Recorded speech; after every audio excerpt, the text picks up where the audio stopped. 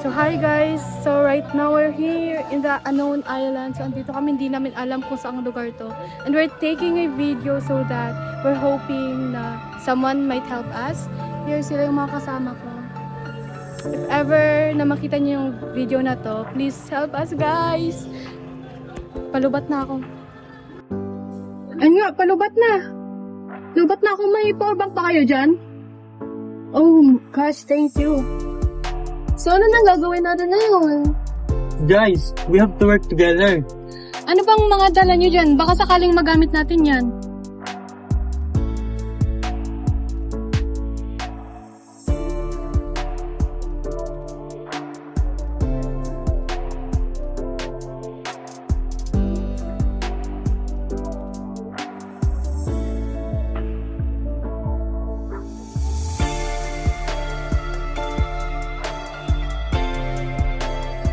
Dito na kami, maghanap kami ng signal. Kami rin, maghanap kami ng tulong.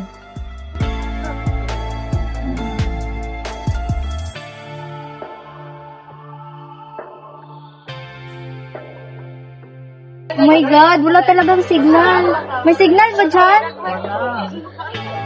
Oh my God. Dito, may signal dito. Baka pwede natin ma-post yung video natin. Bilis!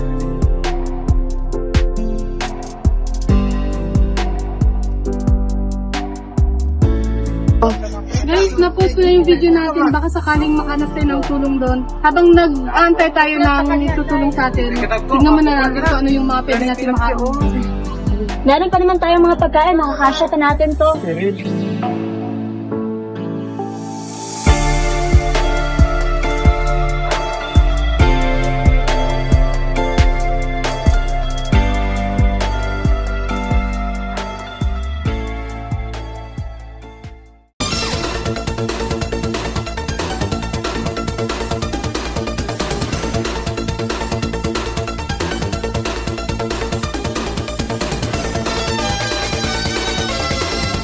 Magandang umaga mga kasummer!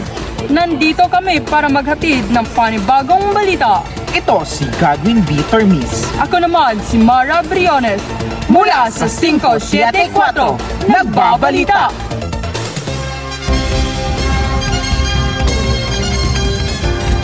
Anong ganap natin dyan, partner? Ito na nga, partner. Merong naghatid ng balita. Isang grupo ng mag-aaral ang gumawa ng isang aktibidades sa isang masulok na lugar kung saan matatagpuan ang isang hindi kilalang isla. Ano nga ba ang nangyari, partner? They are stranded, partner.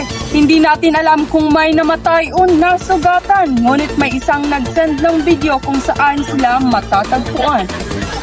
Paniuri natin to, partner. So hi guys, so right now we're here in the unknown island. So andito kami, hindi namin alam kung saang lugar to. And we're taking a video so that we're hoping na someone might help us. Here sila yung mga kasama ko. If ever na makita niyo yung video na to, please help us guys. Palubat na ako.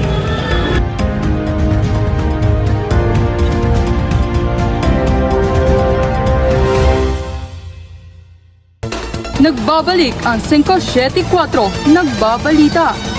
Ano na nga ba ang update sa mga estudyanteng na stranded sa isla? Pakinggan natin si partner, Godwin Termis. Godwin? Nandito tayo ngayon, kasama natin sila at tatanungin natin sila kung ano ba ang nangyari sa kanila. Ano ba ang nangyari sa inyo doon sa isla? So hi, we are based in 1B. So ano nga ba nangyari sa atin? First, pumunta kami sa isang isla at sa hindi namin inaasang pangyayari, tiraan kami ng. But through working together, we're able to give a solution to our problem, such as through posting the video online. And kung saan nakita ng mga rescuer ang aming video, nagpapasalamat talaga kami na tinulungan nila kaming maka-save sa isang isla. At ano ba ang mga gamit na dala nyo? Sa totoo lang, wala talaga kaming kagamit-gamit kasi nga hindi na namin inaasahan yung mga pangyayari. Yung mga dala lang namin ay 5 importanteng mga bagay lang, kundi ang aming cellphones, ang power bank, mga pagkain, tapos tubig namin. Tapos isa din yung lighter kung saan nagamit namin yun sa pagluluto. Hindi na namin yun na-videoan kasi nga na out of power na kami. Wala na kaming mga battery sa aming power bank, wala na kaming battery sa mga cellphone. But nakasave pa rin kami, nakasurvive pa rin kami. And we are so thankful, especially sa mga rescuer and also sa nag-spread sa aming video. And now we are here, fine and safe. At yun lamang, salamat. Thank you. Bye-bye!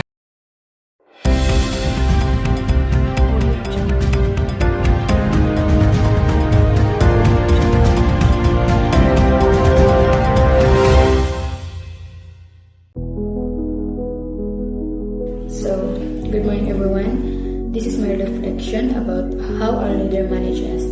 So, our leader managed us well while making the video, and she gave us clear instructions and guided us step by step. And she made sure that everyone had a rule and help us if we were confused. Our leader managed our video presentation with patience and clear instructions. I appreciate how she organized the task and guided us with responsibility. After I watched the video, it reminds me that always be prepared in any situation. We must communicate with our friends when there's a problem needed to solve. Even though your life is in danger, just stay focused on how can you survive. Hello, good afternoon everyone. For my reflection and for the comments about sa pamalakad sa among leader, which is the leadership will apply gid sa iya ha. Actually, she nag-handle miniya og tarong and wala miniya gipasagdan.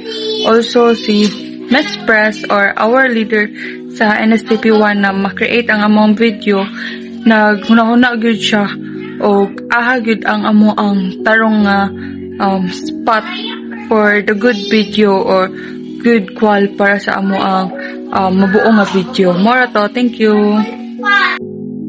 So, my reflection about the script happened that we stuck on the island, and I would say that Sassy, in terms of leadership, is really, really good because she is always guiding us with hope, sharing food fairly, and encouraging teamwork, and keeping us safe.